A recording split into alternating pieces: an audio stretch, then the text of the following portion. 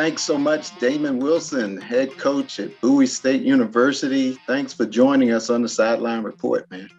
Yes, sir. Thank you, Marvin, for having me.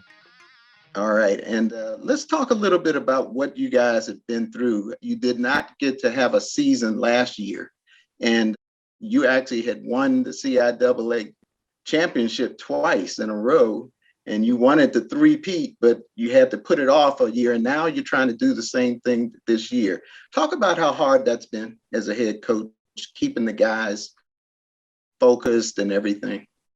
Well, Marvin, it was extremely hard, with regards to guys not having the opportunity to be around their peers on a daily basis and play football, something that the guys love to do. All in all, I think my coaching staff and the guys did a great job staying focused, getting things done in the classroom so they will give themselves an opportunity to compete this fall. And so all in all, we got through it, and we're excited to get back on the football field. There were a lot of things that I forgot, during the time that we were off. Some of the little things that you take care of on a day-to-day basis, those things weren't needed, when you weren't playing any games. But I think we're back in our mode now, if you will, and we're excited to, like I said, to be in the football season and back to doing things that we love to do. And you guys are really strong on academics too. So how hard was that to keep them into academics during that time? It was tough. We're graduating roughly about 85% of our guys that's in our program, but it was extremely tough. But we didn't lose anyone to academics, which was great. Our team GPA didn't suffer much at all. We're still sitting, high 2.75, 2.78. But, we're still trying to improve that to a 3.0 range across the board. But all in all, everyone that we are counting to have back in the program is back in the program and academically eligible and on course to graduate. And we have a number of guys that are in graduate school now playing because of that extra year. So it has its benefits as well. We have a number of guys receiving their master's degrees, because of this year they had to sit, and so I think that's a blessing in this whole deal. That's really something big, what I see across the board, but even more so at Bowie State, as far as HBCUs, you guys are really more serious about that part of the guys, as far as teaching them how to be men, teaching them, making sure they get their degrees. It's extremely important. We have a very small percent of our team that has a chance to play at the next level. So at the end of the day, you want to make sure you have a quality education and put yourself in a position to be in a successful career path, or on a successful career path. And I think our guys have done that for the most part. And our coaching staff, we talk about it, we preach it, and then we also use our resources to help guys, with job placement and receiving master's degrees and that sort of thing. So it's a number of guys that we left our program that went to another university to become a graduate assistant so they can work on their degree, their master's degree, since the eligibility is up. So once again, that is extremely important for us to develop that whole person. Talk about this trying to three-peat. I mean, it's hard to repeat, but now you got to try to three-peat here. And how hard is that? And because you got some different personnel, you have a lot of the same guys, but you have some different people. How hard is that, man? Especially, I'm sure there are a couple teams that have gotten better also. Right. I think Chowan is pretty good, Virginia Union. Right. Talk about that, man, how hard that is. Well, I think you just said it. We haven't looked at this as an opportunity to three-peat. We've looked at this opportunity to win a championship. And the reason I say that is because the 2018 team, the 2019 team, they're no longer together. This is a brand new team. Like you said, we have new players. And I think if we try to three-peat, if you will, I think we lose focus. Our goal is to get better each day, get better each week, and win the week. And that's something that, that we focus on here at the university and not focusing on three-peat, because this is a different team. This is the first time the 2021 Bowie State football team has played football together. And guys in 19, these guys were juniors in high school when Bowie State University won the championship. So they can't get credit for a 2019 championship nor a 2018 championship. So we're focused on 2021. So that's our approach. And these guys, I guess they know everybody's coming after them, right? Without a doubt. We're sitting at the top of the food chain, if you will, right now, and then we're going to get everyone's best shot, and we're prepared for it. We're prepared for it, and we off to a pretty good start this season thus far. So we're excited about homecoming this weekend, and just to show our home crowd what we were able to put together the last few weeks. All right, and that homecoming game is the 2nd, October 2nd, and but 2:00 p.m., right? That's correct. That's correct. Right. Yes, sir. And you've got some really good players, some key players. Name a couple of these guys. I mean, you have some players that are all Americans, right? Right. And we're going to be defensively, we're going to be led by Joshua Pryor, who's our defensive lineman, who's been on several All-American teams, Dimitri Marcel and Tevin Singleton. Those are guys that's been in the program 3 or 4 years already. They understand what we're trying to get done as a program. They're going to lead our defense.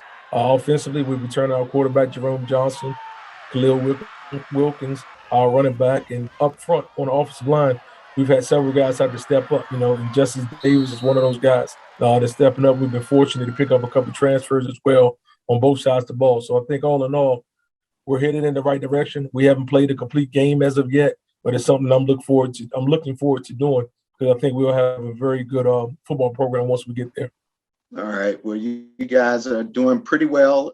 You had a 49-0 win last week, and people should look forward to a pretty good game this week, right? Against Johnson C. I would say, yeah, I would say so. They're coming off a tough loss to Virginia Union, so I know those guys are going to be itching to get at us a little bit. And like I said, we haven't played a complete game, so we'll be ready to roll come Saturday. And I'm definitely looking forward to being in front of the home crowd. All right. Well, thank you so much for joining us, and we'll get you back later in the season. Yes, sir. Thanks again for having me. All right. That was head coach Damon Wilson of Bowie State. They're doing so well. And Donald, you have a football poll. It's combined with Division II and Division I football teams who are HBCUs. And you have Bowie State ranked as the 10th ranked team amongst all others who are Division I teams. You got Alabama A&M, which I agree, they are pretty strong. They're number 1. Jackson State with Coach Prime, number 2, and on down. And you got Bowie State, number 10. They're the only Division II team. Talk about this Bowie State team and what makes them special. Absolutely. So we have voters. The poll is made up of national media that cover HBCU sports. And I think, Bowie State definitely, I thought Bowie State should have been number 10. I think what hurt Bowie State was the loss to Delaware State to open the season, even though the Bulldogs played up, but that's how the voters saw it. But listen, you have a quarterback like a Jerome Johnson. He's unbelievable. Passes the ball, can also run with the football. On defense, you got a man-child in the middle in Joshua Pryor, a Baltimore kid, by the way. They play football. I didn't know they played football in Baltimore, right? Yes. So, this kid can really play. I think the true test, they got Johnson C. Smith next. They beat up on Livingstone. The true test, though, is going to be Shawan, who's very good this year. Shawan is 4-0 right now. Union and Virginia State and Elizabeth City State are struggling right now. But to the point, Damon Wilson has done a tremendous job. One of the best coaches in all of college football, really. And he's built a powerhouse on the Division II level at Bowie State. Yeah, I just love that we talking about these schools, man. I just love it because that's Marvin going out there to Bowie State and seeing what Prime is doing, to see these HBCUs in a conversation on shows. It brings joy to me because when they have all those people littered throughout the NFL that came from HBCUs, small schools, that makes up the fabric of this whole league, and it's great to see Mr. Ware talking about his poll and what Bowie State is doing right in our own backyard is one of those stories that's not been told enough. It needs to be told more. Yeah, we talk about Joshua Pryor at Bowie State, but Donald, talk about, there got to be a couple guys that are already in the NFL right now who are playing so well, and they're from HBCUs. I know the guy from South Carolina State who's playing for Indianapolis. There are a couple guys that are playing very well in the NFL. And of course, this is a stat that I found out that a lot of people don't realize. In the state of South Carolina, you have South Carolina State, which is an HBCU, and you have Clemson. South Carolina State has more Hall of Famers in the NFL Hall of Fame than Clemson. That is amazing to me.